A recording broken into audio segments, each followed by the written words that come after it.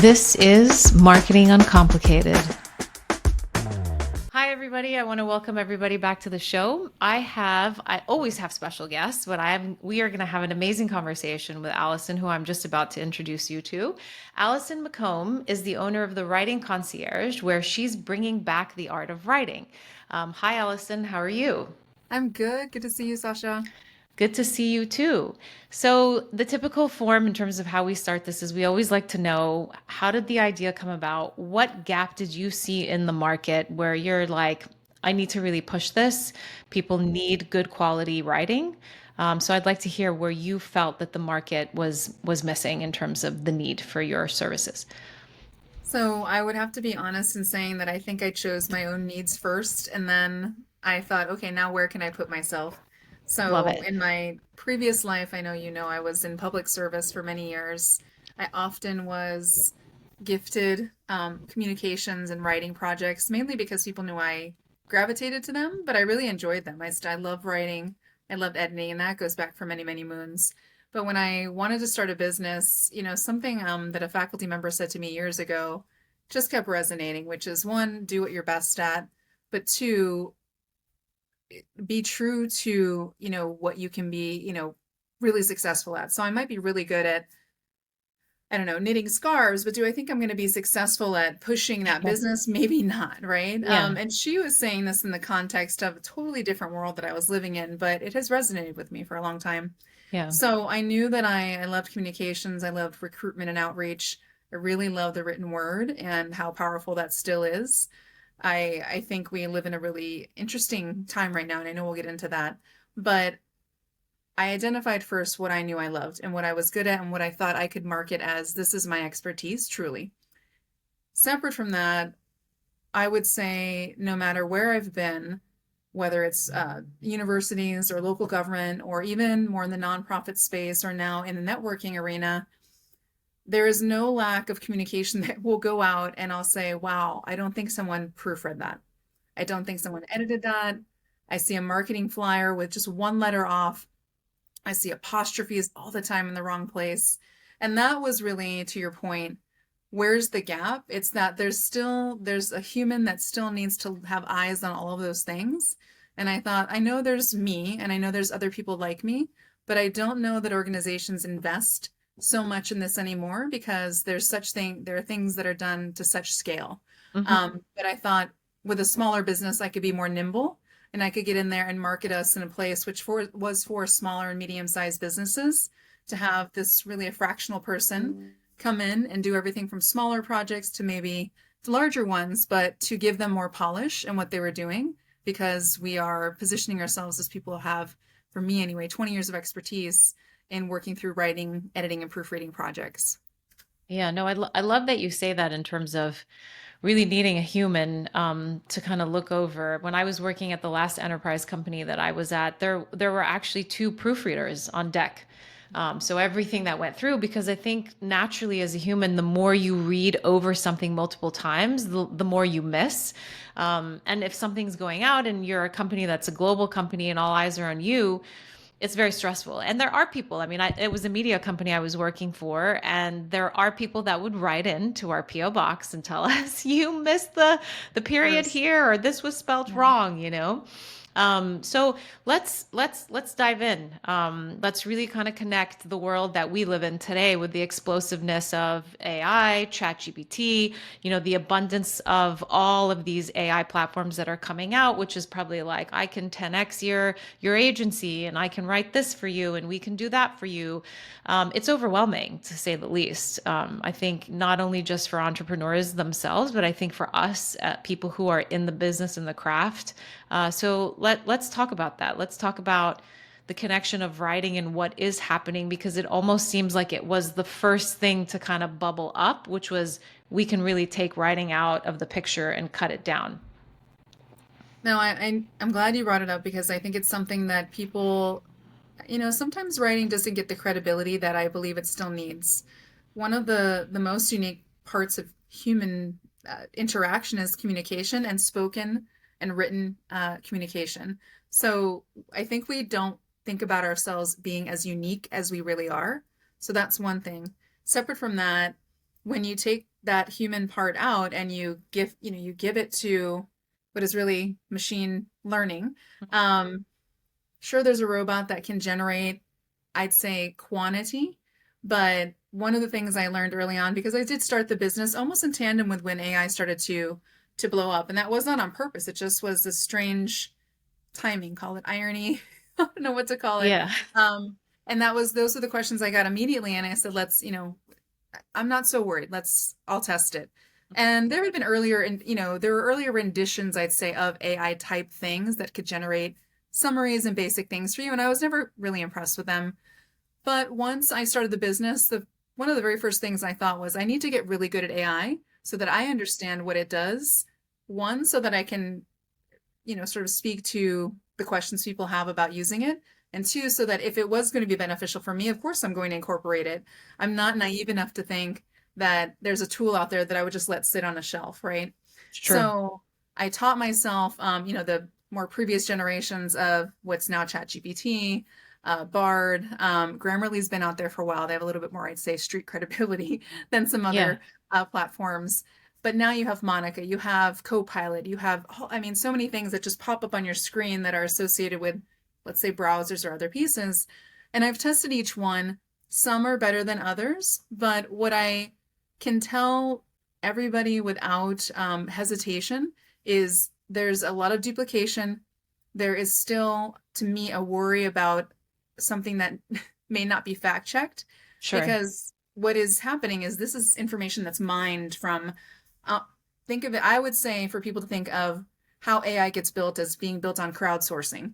So it's gathering all this information and not in necessarily a factual way. Over time, it will get more, I'd say, Factual. specific Yeah. about citations and things like that and the facts, but it's not there. It's going to take a lot of iterations.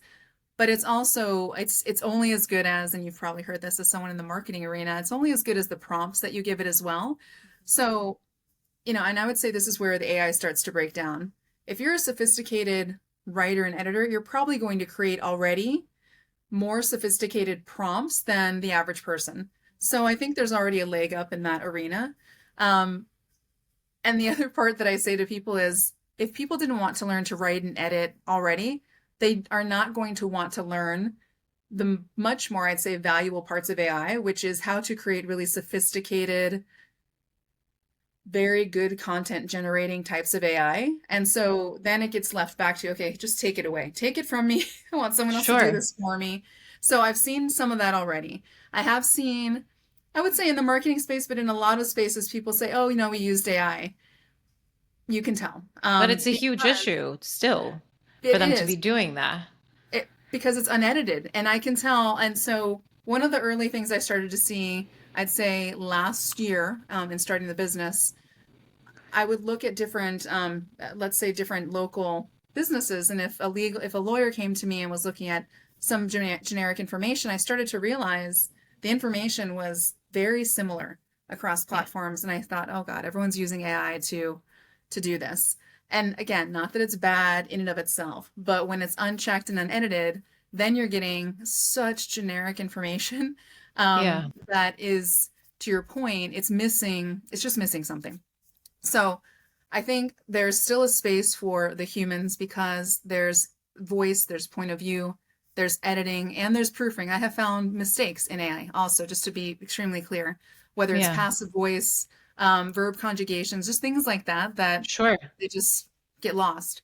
So, I think the more people use it, the more regular it is going to be part of our daily routine. That is why I wanted to learn it so that I wasn't left behind. But I think the sophistication in using AI is to use it as a complement to what we can do as humans and what we can make really phenomenal, as opposed to just saying, okay, I'm going to put in some kind of search string. And, there's a lot of people now posting flyers about here's these prompts you should use, but everyone's using now those same prompts too. So people have to be very careful. I think they have to not give it up to the machines. I don't want to be a conspiracy theorist Terminator person, but really, when things go unchecked, that is a problem. Yes. And so I caution everybody, yes, use it. And I actually have other uses for AI that I think are much better. for example, for my business than things I would want to do by myself. Yeah. And a good example of this is organizing Mm-hmm. content. I Yes. hate formatting. Just drives me nuts. It takes so much Yeah. time. You Yeah. can pop it in and you can get a pretty good formatted, for example, like works cited. I hated Okay. doing that my entire life. Yeah. You can put it in and say you want AP style, Chicago, whatever. Boom, you got it. And it fits it So in. that's some of the great parts of AI, that stuff comes out pretty accurate. But it's the generation of like really good copy and content they have to be careful about. So it's there, it's a tool, Yeah. but I think without paying attention to it, it could very quickly run off the rails. And I have had clients come back to me and say, we tried AI, or I can tell the web person or marketer that I enlisted used AI. Can you rewrite this for us? Yeah. And I have to say I'm not surprised. And when I read it, it's so Generic. basic and droll. Yeah. Yes. So It yeah. is so generic and basic. It's very true. And the one thing that I love that you bring up is that it is a problem for marketing and for marketers because of the simple fact of, I mean, essentially it's a war between Google and Microsoft, specifically as it relates to organic SEO. And it's funny because I get bombarded all the time in terms of organic SEO is the foundation what everybody should be doing if they have a small business, right? Or if they have a local business. Not even small, mid, enterprise companies, they should all be doing it. But not everybody can afford it. And I think at its lowest level, you can now start to find people that can do it for you overseas that doesn't break the bank. But are you getting the most bang for your buck? We don't know, right? But if you are to develop content that has been developed by AI, Google is not going to accept it. And they're scrolling and they're understanding. So if people know what goes on with Google and organic SEO, they have every so often they do their whole shift, and they do like a revisit on everything, just in terms of changing their algorithm, changing whatever they do on their back end, for their secret sauce in terms of how it really takes to you for you to get launched at on page one. But if you are someone or a business who has written with AI, it's going to be very detrimental to you because it will just take you 20 steps back, for example. So I mean, there's that. There is the point where you bring up in terms of writing has a voice, and we all can't start to sound the same. And this isn't what's happening with AI, where it's like they're starting to copy, people singing, and it's like now you can actually go and sing into a microphone and end up sounding like Madonna or whoever, right? I think the emotions that come out of the written word is never going to change, and I think will never be duplicated by AI in that sense, to be able to really bring it from speeches to how you tell a story on your platform, how you talk through your Instagram account, and all that kind of stuff. But I think those are really good points that you continue to bring up. Go ahead. No, I've had to really teach myself more about SEO. That's not my forte. It wasn't what I came into this thinking I needed to know more about, but I have realized I really do need to understand it better. Yes. So between learning kind of myself and reading, and then learning from people who are far better than myself and who do this day to day, I actually was in a meeting today with a guy who, he just so naturally came off the tongue, all these things you should be doing for SEO. And I just kind of like, I even put myself on mute and I just watched, right? Yeah. But to the background point, I don't think people realize at all what any of that means and how that translates to their site and their audience. Mm-hmm. So I think, yes, if people really had the education of putting the tags, the meta links, all, the things that I don't know all the language around, but Sure. all the things I watched this particular individual do so easily today, he did it easily because he's mastered it. But there were so many steps that were so separate, excuse me, and apart from AI that I thought, wow, this is actually genius at work. Yeah. But it's amazing to me how many additional things go into content, right? Yeah. Because then this is the driver behind it. So I'm probably not articulating that as well as what I witnessed today, but I was just so impressed with what it really took on the back end Mhm. I called it architecture, to architect Great word. really great, not just Formatting. formatting, and also how things are driven. Hmm. So I appreciate what I do and what other writers and editors do, but watching today was almost like a tutorial. That was that was like a master class in Yeah. all the other stuff you have to do. No, totally, because in that aspect, you're looking for, how shall I say, keywords that people are searching on in Google, and then they're being passed on to somebody, and it's being asked, can you write a blog, or can you write a narrative, or write a headline, or write a subhead that includes these keywords? So in essence, it kind of helps you a little bit, but it's a concept that I always like to say, when I'm working with clients, like, tell people what you sell. Beautiful headlines are beautiful, but when it comes to like a website, and this is different, off of the website, crafting like email marketing and those type of things is very different. And then we'll get into some of the stuff that you do as well. But it really is simplifying down, almost to like fifth, sixth grade level communication, because it's like these are what people are searching for, and what comes up on Google, it then shows up, and then you show up as a website, right? So it's a different type of narrative. But so tell us a little bit about the type of clients that you bring on in terms of the support for writing. So it's been interesting. I didn't know who to expect first, or kind of as we evolved as a business. Networking has been wonderful, as has been LinkedIn, and purely people that I've known in my past who know me as a professional in some other arena. So I'm very thankful to those people who've kind of helped us catapult right in the first year. I say we work in 3 to 4 columns. Individuals, we can certainly do resumes.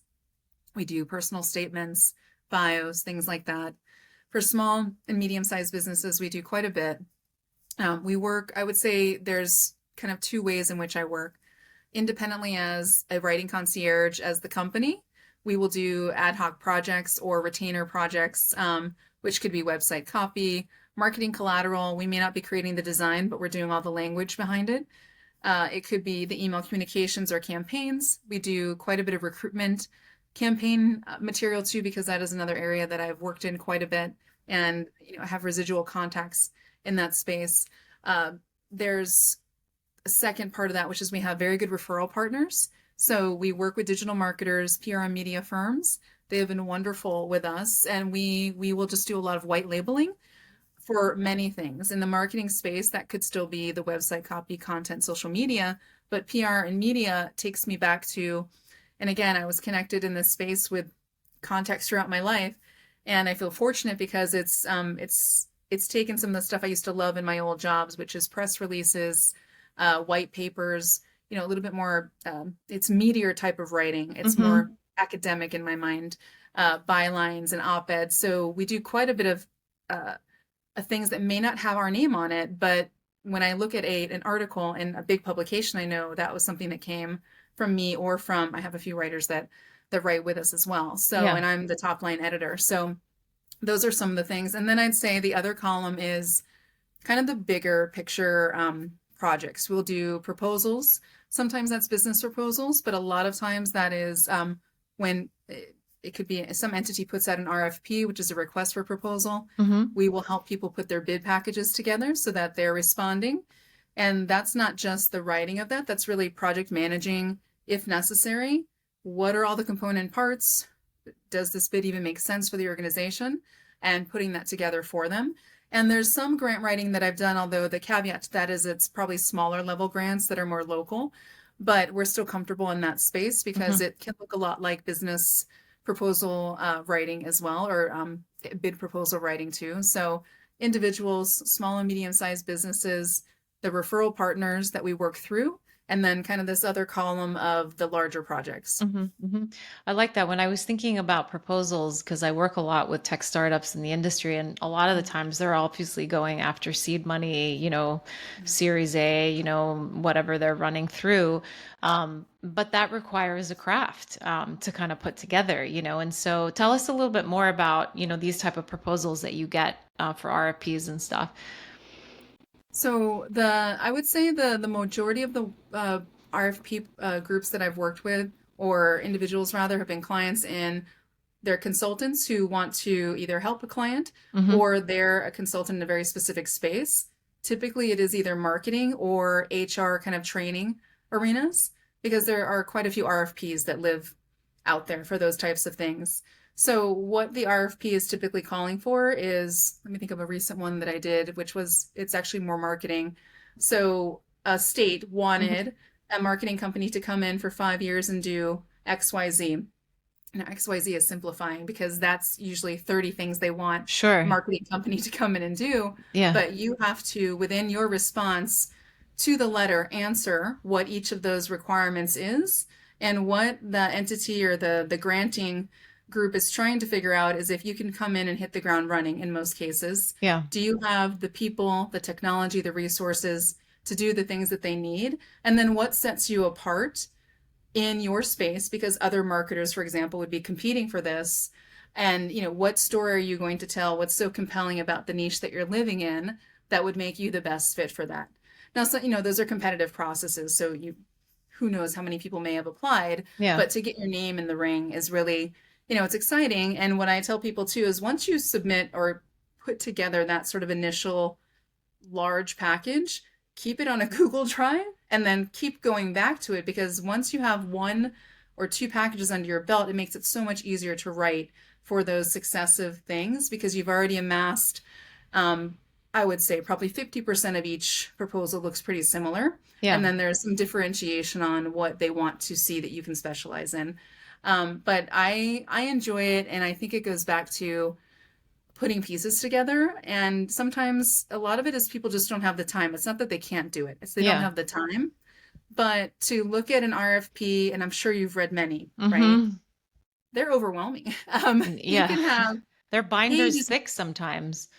pages and pages of, and sometimes they do repeat. They can be very repetitive. So Yes. sometimes they're asking for the same thing with like one or two words different. Who knows why some of those things happen, but the reality is you just have to be very careful to answer everything again to the letter so that you are in consideration without kicking yourself out for any reason. Yeah. It just takes time. It takes, I think, a level of sophistication. There's ones that I've put together that I'm much more proud of because we had more time, for example, to do them. Sure. Sure. There's some that people say, hey, we realize it's due in 3 weeks. And my disclaimer is we can put a package together. Is Yeah. it going to be the most beautiful thing anyone's ever seen? No, but so I'd rather do something like that, obviously, with more time. I think that would be my advice for everyone. Yeah. Give No. yourself ample time. But it's just a time and brain intensive project, and usually that's not just the writer or project manager, editor putting that together. Those are teams that I'm working with, whether it's the marketing firm or the consultant. And there's usually five or six, maybe other people in the background feeding information so Sure. that we make sure everything's being answered. I think it's interesting that you bring up that point. I mean, in my RFP days, because we're obviously receiving this from companies who may or may not have agencies that they work with. I feel like they need to hire somebody to help them put an RFP together. So once it comes to people like you and I or agencies, it's like at least we understand that it makes sense. These are the things that you need to be asking so that you can really, with a critical eye, start looking at people because it's being crafted by somebody who actually doesn't even know what they need from an Very agency, true. you know? I mean, that just sparked in my mind right now because I mean, some of the RFPs that I've looked at, to your point, there's a lot that's repeated, a lot that's repeated. And the questions are just rearranged somehow. And you're like, what's behind this? And then you go into this rabbit hole. Um, Give us a peek behind, how you work, right? I mean, I brought up the point of um, decks for gaining funding and that kind of stuff. And one of the decks that I've been using through and through is by a guy. His name is Guy Kawasaki. He was like one of the original Apple investors, and he has this like 10 scripted deck. This is how you need to be like telling your story. If you could share, without giving away your secret sauce, obviously, just in terms of how you work through a certain process, when building X type of copy, for a business that really can kind of help them put that into like rhythm for themselves if they were listening to this. I love that question. What happens is I think some people say, oh, I just need this. And I get sometimes just a document that for all intents and purposes, is just a bunch of stuff in 5 or 10 pages. And it may, in fact, mirror the copy on their site, but it doesn't really tell me anything. And so, what I also will advocate to people is if they would allow me to have extra time to look at really how their site is mapped out, Mhm. because every project, the way that I work is I need an outline for almost every project. Maybe not for a resume, but certainly for web copy, a marketing campaign, especially for proposals or bigger projects. I create an outline for myself and then I start to plug information in. For websites in particular, I really just enjoy site mapping. I may not come up with the same way that a client's website is mapped, and I'll tell them that honestly, but Yeah. that's only if they solicit that from me. If they just say, "Hey, write the copy," hands off, I will do, what is asked, but I still work from an outline, and then I may use existing information, but more often than not, I have a couple different intake forms to help me with that outline. What is it that they want to update? What is it? Is there a new voice that they're trying to introduce? I think target market's extremely important. Who are you writing for, or who's your ideal market? Because it's important to write generic copy that anyone can kind of look at a website and say, "Oh, I understand what they're conveying." But there's a way, obviously, to write to target markets in the Sure, language and sure. speech and everything else. So I want to know that. I want to know if the company itself has already defined personality. And I think you brought this up earlier. What do they look like to the public already? What is their social media? Is it kitschy? Is it more classic? Mhm. Is it straight business? That's a personality that marries at some point with voice, but sometimes there's already an existing personality. So I take stock of all of that, but the way that I prefer to organize is on an outline, but I will do, depending on the project, some variation of an intake form so that I can understand all the things that I just discussed, so that when I'm writing something, it's just as much as the client wants in there. Sometimes I don't necessarily have to, and I love these clients. They've obviously worked with other, I'd say, agencies or writers and editors, and they just give me everything already laid out. Yeah. But I think that they're seasoned and they're often clients who are doing volume work. The PR and media firms, for example, will send me an email with almost everything that I've mentioned already bulleted and ask if I have any more questions, of course. But oftentimes I say, no, I think I'm good. I Yeah. have everything here. Thank you for this snapshot. Yeah. We're off and running. So, there's ways that I prefer to work, but also clients who just inherently get it and kind of set me on the path very quickly. Yeah. And even for the people who need maybe a little bit more, I don't want to say prodding, that sounds awful, but Yeah. um, I guess more help in structuring. I try to gently, finesse that by saying, "Hey, why don't Yes. you fill out Yes. this form?" It Yes. doesn't have to Intake be, form.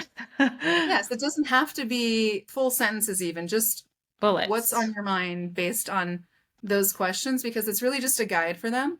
And more often than not, I think people enjoy that because it's like, oh, okay, I don't have to really, whatever this project was that was already stumping me or I didn't have time for, now I can just say, I'm going to run through it and we'll give it to Allison and, a writing concierge will take care of it. So that's kind of that's what I've learned. It's the outline part is something I've done probably my whole life. Even when I was in college and grad school, I outlined all my papers, all my projects. So my brain just works well that way. Yeah. The intake process and things like that, I've learned along the way from other people who do it already, I'd say very well, um, and have been working in this space far longer than myself as a very uh, focused part of what they do. No, I love that. I think all of us that come from a similar background work in that process structure. I remember when jumping out of enterprise and going into the startup world, I was like, okay, we got to put some structure in place here because it's insane. um, it's crazy, but I love the sense of, the more we dive into this, and obviously I'm inundated with this because I come from a marketing background and I do marketing for my clients, but content is everywhere. And one of the biggest things that and I think people tend to miss that the importance of it. And I really want to push this, because we have you on this podcast and we're talking about copy and content. But at the end of the day, it's like when I go back and I do an audit, when I work through my 3-part process with my clients, it's where is the missing piece? And typically the missing piece is always within the content, because it's always the fact that you're confusing people more when they land on your homepage or your website or wherever. You're still confusing them when they're on your social medias and like wherever else they are. Or maybe it's the way somebody is communicating who works at your company is not really explaining it the way it should be, and so on and so forth. So really the optimization will always tie back to content. So if we really want to talk foundation, content is king. And everybody's heard that statement. If you haven't, you're just starting off in your journey, but content is king. And it is the groundwork and the beginnings of building anything that you do for marketing and pushing your business.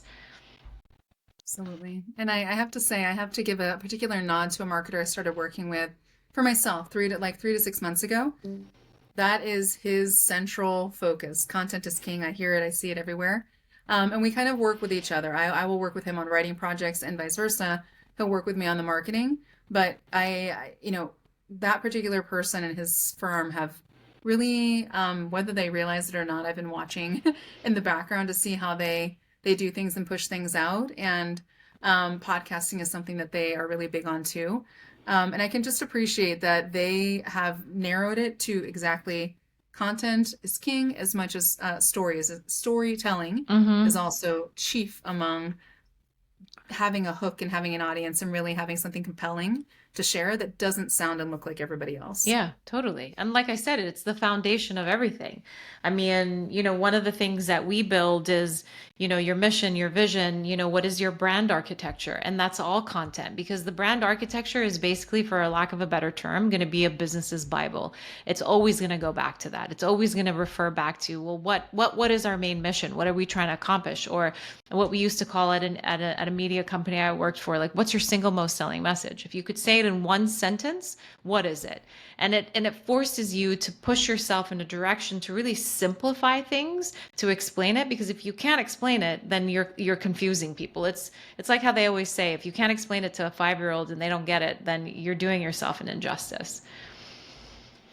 So tell me, what do you think or feel in terms of coming across particular audiences that have been barriers? And maybe they're not, because once you have conversations with people who are teetering whether to, begin working with you, or they're like, I can do AI. You've already mentioned that people have come back and said, we've tested AI. We're sweating bullets. We don't know which direction to go, and it's not working for us, which typically we haven't gotten to a point where it is working. And whether it is going to work from a full force, we don't know. But like you said, it's helping us for certain things, but it's not nailing it right now from like, here's a website, here's the industry, here's what they want to say, here's the tone, boom, spit it out, right? So let's talk a little bit about that in terms of what you're feeling from clients that are coming your direction that don't necessarily sign up from that standpoint. So, I think there's people live in a couple worlds, right? I have clients who are like, we trust you implicitly. I don't care about AI. Take care of it. We're going with your copy. Amazing. Thank you. Yeah. Love that. Yeah. Love those people. But that, that's maybe a percentage, right? Sure. Then I have people who I just laugh, and you've probably encountered this as well. They come, but to the point of AI, they're like, well, why can't I just use AI? And then I feel like, did you come for a fight? Yeah.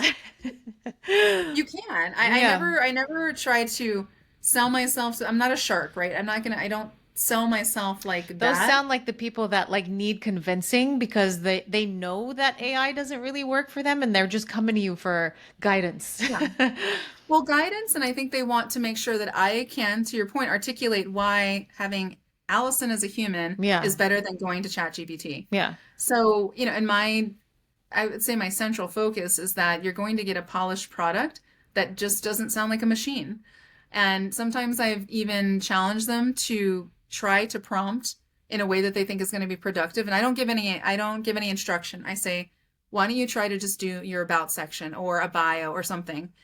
That is usually the best way to have people realize, oh, maybe maybe this is why AI isn't there yet. Yeah. So I think if they haven't used it, the few times I've had to challenge them to say, why don't you just try it? I think they're surprised, one, that I'm saying, why don't you try it? But when they ultimately come back, it's because they've seen, okay, this isn't going to give me the I'm going to say not just polish, but the real writing that I thought I was going to get from this. Yep. And then I think there's kind of people, everywhere in between. There's just too busy to do a lot of what they need to get done. And their philosophy is, I don't care if you use AI or if you're the human behind the curtain, just give me my product. And to be fair, there's a lot of products that we can push out that are hybridized between AI and myself. Or I have people, I just had a marketer approach me actually to do editing because there's a lot of AI that's used in that particular field, Mhm. but there's a recognition that they need a top line editor for what they're putting out. I love those projects Yeah. because maybe 80-70% of it is already done. And then I'm coming in and putting, something that's just not just more human, but obviously has all the personality of Yes. something Yeah. without killing myself for the content. But It that's, I uplifts think, a it. very smart move. Yeah. Yeah, it uplifts it. I love that word. Yeah. But it gives it the trueness that I think people want. So I'd say there's a couple, it's a couple different kinds of clients and people, right? The people are like, take it away. Others somewhere in between. And there are people who push back, but I do think they know probably AI is not the thing, but they want to make sure that you can push them over the edge of why, okay, well, why do we need to use you? Yeah, Right? sure, totally. Yeah. I love that. So what have been the best projects that you've worked on? I mean, other than a couple that we've talked about, or one that has come your way and it's been the mark for the writing concierge. So there's a couple I like, and I'd say they're in very different spaces. Of course, having a higher ed background, one of the bigger projects I worked on was for, a big university to do all the copy for their recruitment materials for first year students. I come precisely from that world. I know how to write to that world. And it was just really exciting to see they had also started a path with a firm that was obviously generating everything through AI. And you're speaking to students who maybe they're spending 10 seconds on a page, but if it sounds Blah. bleh, Yeah. they're they're just going to walk away from it. Sure. So that was a really fun project because it wasn't just one piece of collateral. It was 5 or 6 different pieces. Actually, it was more than that because there was recruitment pieces and then ones for each different college. That was great to develop because then you're creating a full suite of things that you're carrying the voice, you're carrying, the message. The excitement is, for me, first year students who you Sure. want to get them really Attract. rallied, Yeah. yes, around why is this institution the one for me? So Yeah. that was a project I love because it goes back to my roots. Another project was probably one or two of the RFPs I worked on because I learned so much. The consultant that I work with very much works in a DEI space. And I will just say diversity, equity, and inclusion if someone's watching and don't know exactly Yeah, thank what you. that is. But they are subject matter, the consulting firm is the subject matter experts, but they just needed a heavy lift to help with the writing side. But I learned so much in that. And even as someone who comes from public service, where I do think that we probably spent more time in understanding equity and inclusion, there's always something to learn in that space. So, in addition to working with people who this is what they do every day and they're creating really a better world for people by Sure. virtue of the work that they do, I felt as someone who comes from spaces where DEI is talked about. This is a group that's really applying principles of why, equity and inclusion are so important and having representation and making sure that diversity is honored. And we live in a hard world right now where some of those things are really not Thought politically, and I won't about. get too far Yeah. down the road, they're Yeah. not thought about and really they're not wanting Absolutely. to be included or thought about. Sure. So And if they that are, it's just surface.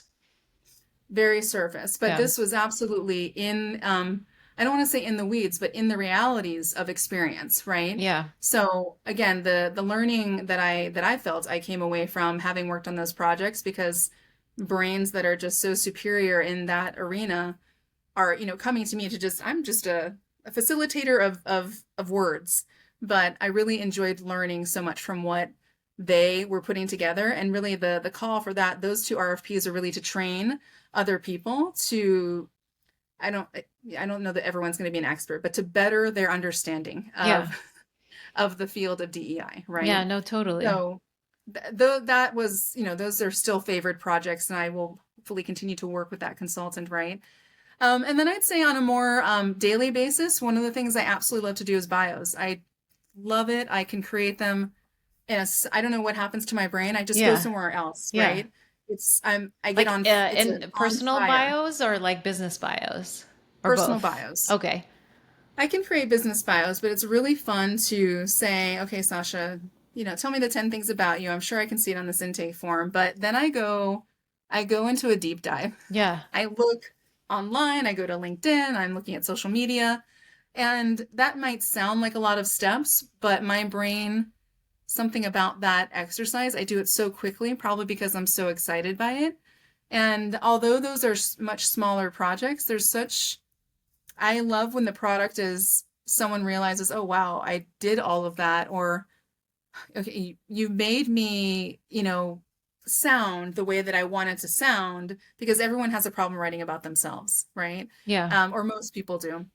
So, on a more daily basis, because I get to do so many of those, I love it. And I've gotten to know a lot of people because they've come to me Through word that of mouth or experience. through our Yeah. networking group for bio specifically. But I've really gotten to have an appreciation for so many different people because there's such diversity in professional backgrounds and how people's paths were forged, that Absolutely. just, that is, someone asked me like what lights you up, and I had totally different answer for that context, but Yeah. that's one of the things that lights me up.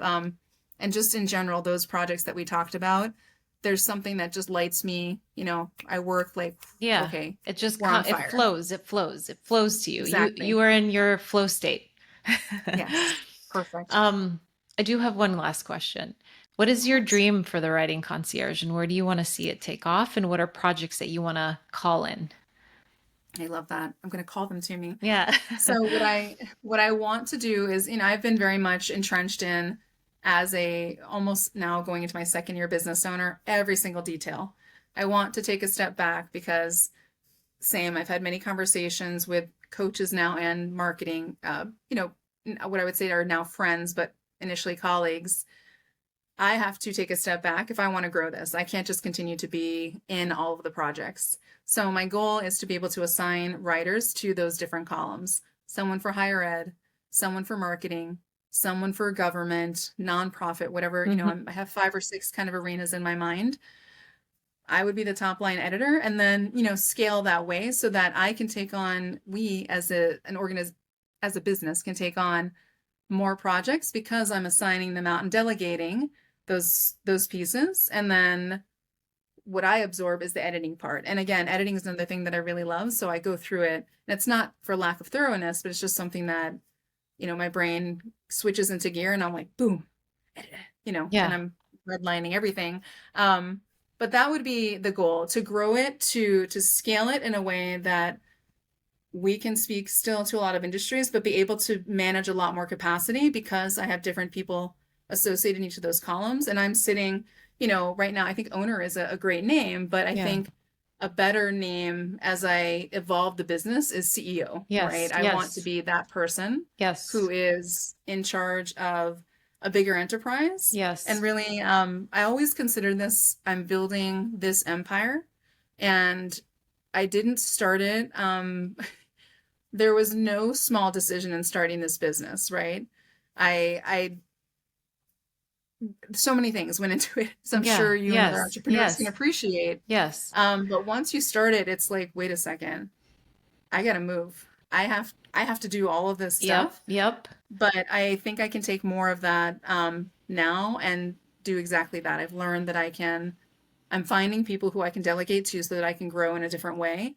And the second part of that is I want to evolve myself as the face of the business. And that has very much come from me learning from, this marketing group and the guru, right? Or Yes. different gurus, I would say, in the field. Yeah. So that is what I'm working on now. One of the kind of the projects I have in the background is I'm guesting on podcasts. I'm doing video snippets.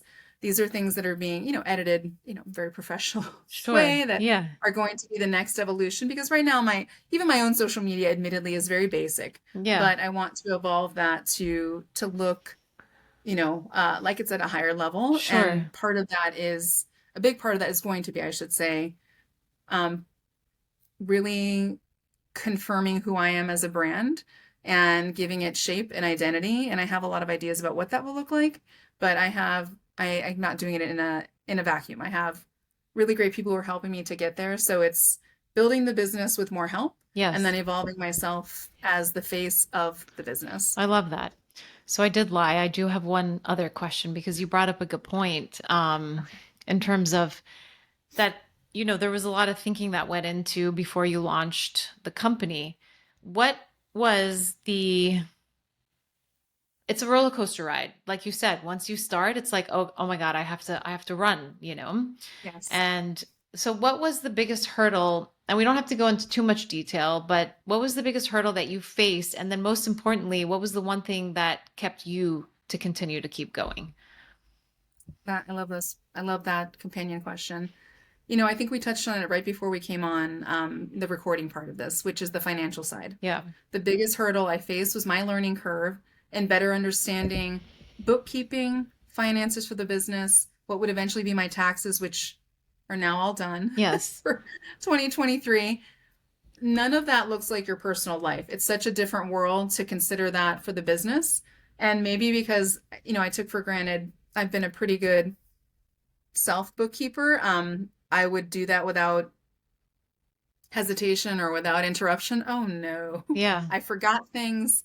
I didn't file things. I missed deadlines for certain things in between, even from like the banking and credit perspective. And I was like, oh my God, I'm Yeah. going to die. Yeah. Um, this is going to be abysmal. So it's the financial part that if I could go back in time, it's the one thing I would say I would spend more time understanding. But you get in and you're absolutely right. You just run. Yeah. So, but my message for someone considering a business, if they don't already have one, is to really sit down and have someone, whether it's a banker or a consultant, walk you through those big pieces so that you're not starting at a deficit, right? The other side of that is what has kept me going isn't even just the business itself. I have said this, it's so funny. I've said this probably 3 times in the last 2 to 3 weeks. Yeah. You can be in the working world and, whether people love or like their job or don't like it at all. I hear and I heard a lot in my previous worlds where people just were kind of just doing it, right? And there were places, and myself included, where people were just miserable in their jobs Yeah. and they thought, this isn't the thing. This isn't what I want to do. This isn't why I'm getting up in the morning. And even for public service purposes, I knew we were doing amazing work, but there comes a point where you say, is this what I'm built to do, Yeah. right? Like, is Yeah. this what I came to this planet to do? So what I have realized in the entrepreneurial space is more often than not, I have come across people, yourself included, who not only are they, high level professionals in their space and their field, but they're people who there's something to it. You have a certain confidence, you have a Sure. certain drive, and there is just something different in that than what lives in the generic working world. Yeah. And there's a personality, I think, that can be associated with that. But in total, when I'm in maybe our meetings or when I'm in even different spaces where I'm at a happy hour with other business owners, more than once I have kind of zoomed out and thought, this is like a happy group of people. They're fun. They're excited about what they're doing. They're all making their mark in their worlds. And these are people from all different worlds that I've had the opportunity to meet. And it has been one of the biggest things that's kept me going because I've met, and this is a place that really is important to me. I've met so many women entrepreneurs and so many female entrepreneurs. And I learned the word founder from a good colleague of mine Yeah. and one of the organizations that I'm part of. I love that, the foundational piece, the Sure. founders. So much of that resonates with me, and I didn't know maybe that I even needed it, but slingshotting into Yeah. being a business owner has taught me that. And I'd say in this year alone, I have made so many deep relationships and friends with people, and you never, You as you never get older, know. you're like, oh, I've made my friends, whatever. No, I have made amazing colleagues and friends in, I would say, the broad entrepreneurial space, and I'm so thankful for that. not just because I feel like I have people who I can talk to, but whether they know it or not, I'm learning from them. Yeah. I And it's a love connection.